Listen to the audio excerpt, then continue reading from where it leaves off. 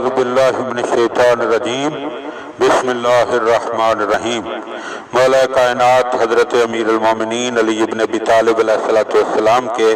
مجموعہ کلام نہج البلاغہ کے پہلے باب کا خطبہ نمبر 175۔ اس خطبے میں امیر المومنین علیہ السلام نے حکمین کے سلسلہ میں ارشاد فرمایا، تمہاری ہی جماعت نے دو شخصوں کے چن لینے کی رائے طے کی تھی،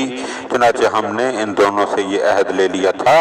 کہ وہ قرآن کے مطابق عمل کریں اور اس سے سر منہ تجاوز نہ کریں،